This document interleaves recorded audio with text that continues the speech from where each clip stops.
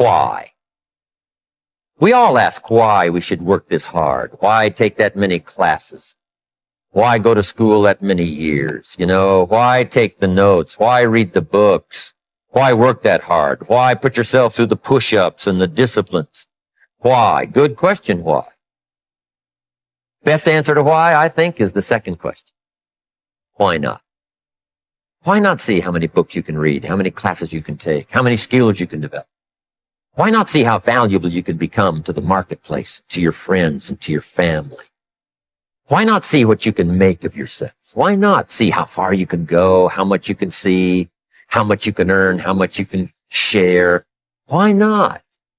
That's the heritage all of us have, in America especially, is to see what we can make out of our lives now that we've been given this extraordinary opportunity. Whatever you don't use, you lose. If you tie your arm to your body, leave it there long enough, you'll never use it again. It's over for the arm. Now, it may not be over, but it's over for the arm. The only way to keep the use of this arm is what? Keep using it. If you quit, you lose automatically. Now, the same thing that goes for your arm goes for your brain, mentality. The same thing goes for all the human virtues. Ambition, unused, declines. Strong feelings, unused, diminish. It doesn't grow, it diminishes. Faith, unused, decreases. It's a law. Vitality, unused, diminishes. Energy, unused, decreases. Let me just quickly give you a list of 4 emotions that can change your life in one day. Emotions are powerful. Sometimes it doesn't take much to alter your whole life direction. Okay, here they are. Number 1, disgust. Powerful emotion. Disgust says, I have had it. See, that could be the day. The day you can say, I've had it. And whether you've had it with something small or something major, the day you can say, I've had it, may not be the day it ends, but the day it begins. That's what I said when that little Girl Scout left my door when I'm 25. I give her the big lie, she leaves, I say, I don't want to live like this anymore. I've had it with lying and being broke. Starting tomorrow, what are you going to do that'll make a change in your life's direction? Good question. What are you going to do starting tomorrow that'll make a difference? Now see, if you don't do something starting tomorrow that'll make a difference, guess what? It's gonna be the same. And see, that way you can guess what the next 5 years are gonna be like. Look at the last 5. Because the next 5 are gonna be like the last 5 unless you, major key, tomorrow, change it all. Or change a little, or change something, or don't change. It's choice time. You can do whatever you want. But it's nice to know any day you wish you can change your whole life. Success is not something you pursue. Success is something you become. We all want to be successful, and success is a recurrent theme in the media. However, have you taken the time to define what success really means to you? What kind of person do you want to become? Here is my personal definition of success. Success is when you work on becoming the best you can become, do what you love, and give your best contribution to the world. What is your definition of success? Success is, too often people seek fame, recognition, and money just to realize after years of hard work that those goals don't bring them real fulfillment, and often they are left feeling empty.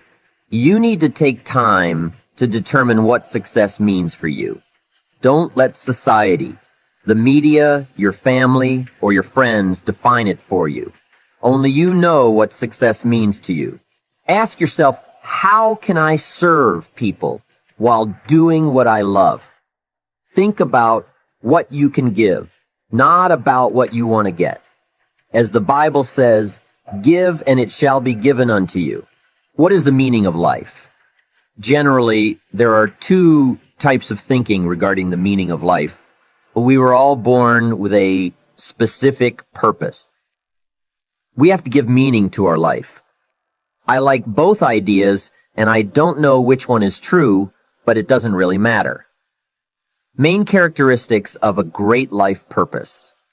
Below are some characteristics of a great life purpose that you might want to consider.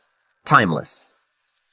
If you could use a time machine and go back in time or into the future, your life purpose would remain the same. Universal. If you were born in a different part of the world, your purpose would still be the same. Inspiring. Your life purpose should be truly inspiring and allow you to unleash your full potential and experience a real sense of fulfillment. When your purpose really resonates within you, what you are doing doesn't really feel like work anymore. Transcend your ego.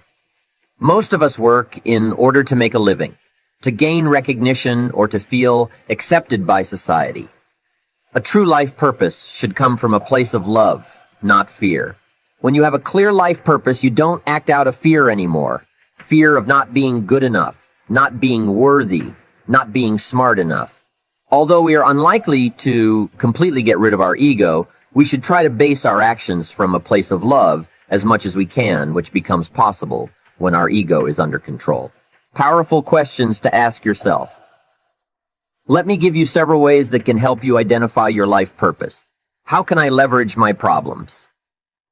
Think about how you can give meaning to your problems and challenges. Rather than complaining about a problem, it is often possible to take advantage of it by seeing the meaning it brings to your life. Viktor Frankl, in his book, Man's Search for Meanings, observed the odd phenomenon during his time in a Nazi concentration camp where individuals that were physically very strong often died long before smaller, skinnier, and weaker individuals simply because the smaller guy had found meaning to his suffering.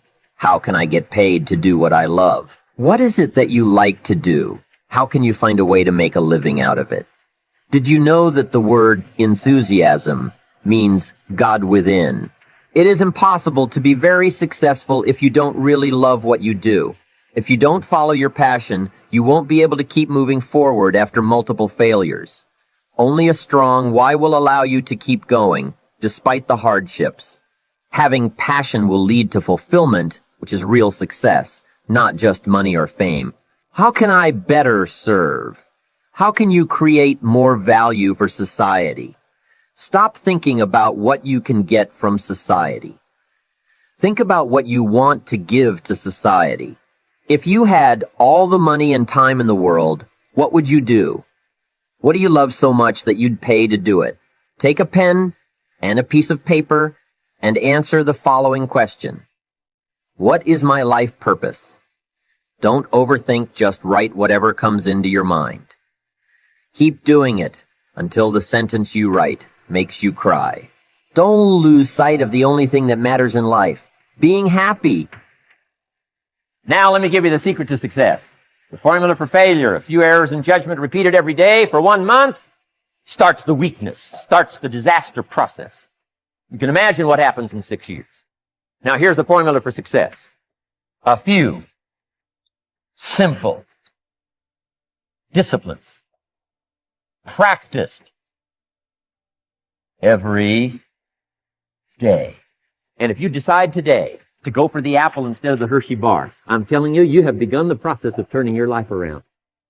And if you keep up that process, not only with your health habits, but with your money habits and with your communication habits, with your sales habits and management habits and every other habit that you've got, if you'll start that process, eliminate the errors and replace it with disciplines practiced, I'm telling you, you can start this process of life change immediately.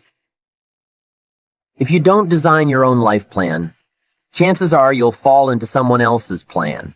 And guess what they have planned for you? Not much. You can be either the victim or the creator of your life. Which one would you like to be? Many of us fail to realize one very important factor in life. Everything is a matter of choice. You are responsible for all areas of your life. Are you giving your power away? Each time you fail to take responsibility in any area of your life, you give your power away to circumstances and people around you. Each time you play the victim, you disempower yourself and limit your ability to change yourself and move forward. Not taking responsibility means that you refuse to acknowledge that you have at least some control over most of the things that happen to you. You refuse to look for possibilities to make your life better. Taking responsibility is not always easy because it requires that you tell yourself the truth, that you accept the fact that you may have done something wrong or that you could have done things differently. Emotionally speaking, blaming people or circumstances is much easier than looking within yourself for possible shortcomings and mistakes you might have made. For some reason, it feels more natural to blame people or circumstances. Refusing to take responsibility and letting go of our control gives us a false sense of relief.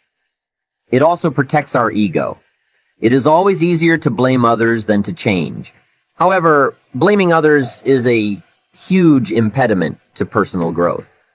You are unlikely to reach your goals in life if you cannot get rid of this habit and start acting as the creator of, rather than a player in, your life. Commit yourself to take full responsibility for your life, even in situations where you don't really believe you are responsible. Taking extra responsibility ensures that you are not overlooking possibilities for growth and change in life and are fully empowering yourself. Taking responsibility never means beating yourself up or blaming yourself. That kind of attitude is likely to be counterproductive and result in self-sabotage, leading you to give up and giving you further excuses not to change and move forward. Taking responsibility is accepting the reality and realizing you have at least some power to change it. Am I responsible for absolutely everything? I know you are thinking, what if something I have absolutely no control over happens to me?